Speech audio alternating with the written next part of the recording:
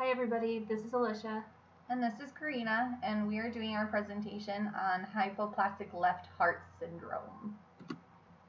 Alright, so hypoplastic left heart syndrome is a congenital heart defect that the exact cause is unknown. What's going on is the left side of the heart is underdeveloped. Because the left side of the heart is underdeveloped, oxygen-rich blood cannot get to the body properly.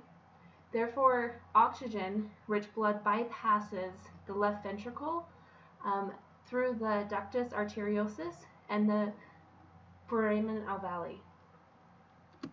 Hypoplastic left heart syndrome basically means that the left side of the heart is teeny tiny or non-existent. As you can see from both the pictures here, is the aorta is very, very small. The left ventricle and the left atrium are very, very small. The mitral valve is tiny, and the atrial valve is also tiny. And the foramen ovale does stay open. At least we try to keep it open. Signs and symptoms after birth the baby is a grayish blue color. Of course, babies are born this color. However, if they stay after their first Apgar score, this grayish bluish color, it's an indication that they might have this. They have rapid, difficult breathing. They don't want to eat. They're very tired. They're kind of sluggish. They're trying to basically save their energy in order to just survive. So early intervention is needed. As I mentioned earlier, the foramen ovale and the ductus arteriosus is how oxygen-rich blood gets into the body. And as you guys know, those after birth begin to close. So early intervention is needed through medication in order to stop those from closing. If they begin to close, then the baby may go into shock. So that's also a sign or a symptom is the shock that the baby's going into. So pay attention to that, and the signs and symptoms of shock include the following, and I'll let you read over those. Medications and respiratory management, like Alicia mentioned, you need fast intervention. The first thing that they're probably going to try and administer throughout the baby's life is that Prostin. Basically, it's an alloprostadil. It stops that ovale from closing in order for that blood to still mix.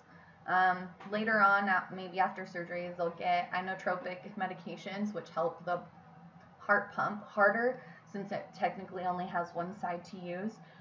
Pressure controlling medications, just because the heart's already working double time and we don't want to add any stress to it.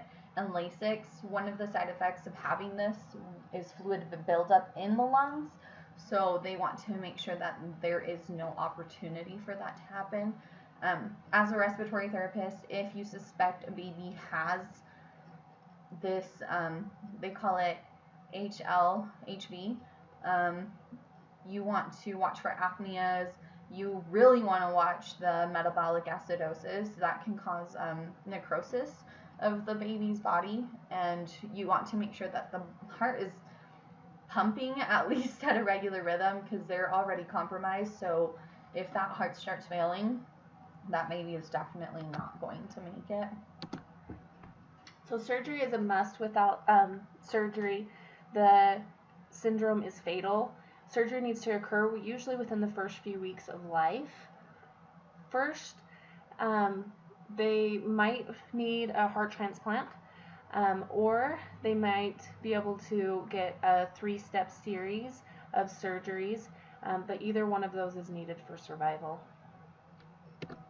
3-step surgeries are performed throughout the first 3 years of the baby's life. The first one they'll do is the Norwood procedure.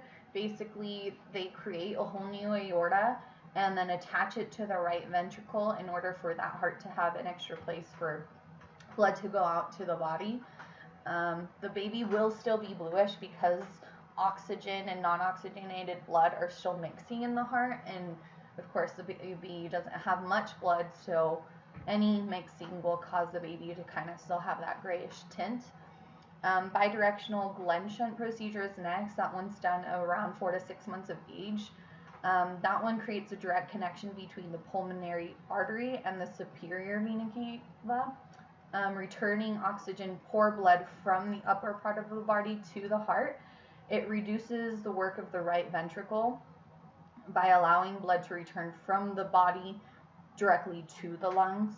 And then the last one they do from 18 months to 3 years is the Fontana procedure.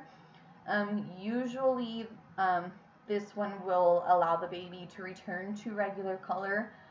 They just connect the pulmonary artery to the inferior vena cava, returning oxygen poor blood from the lower part of the body to the heart. And again, that's usually the last one they'll do, if not a heart transplant like Alicia mentioned. So post-surgery, they do have success with these surgeries. There is a good survival rate. However, many complications may occur later in life. That would include tiring easily, so getting exerted after sports or exercise. They may have different arrhythmias. They may develop edema, formulation of blood clots that may lead to pulmonary embolism or a stroke, and possibly even developmental problems, including brain or nervous system. And they may, even after surgery, need additional surgery or possibly the heart transplant if they didn't have that already.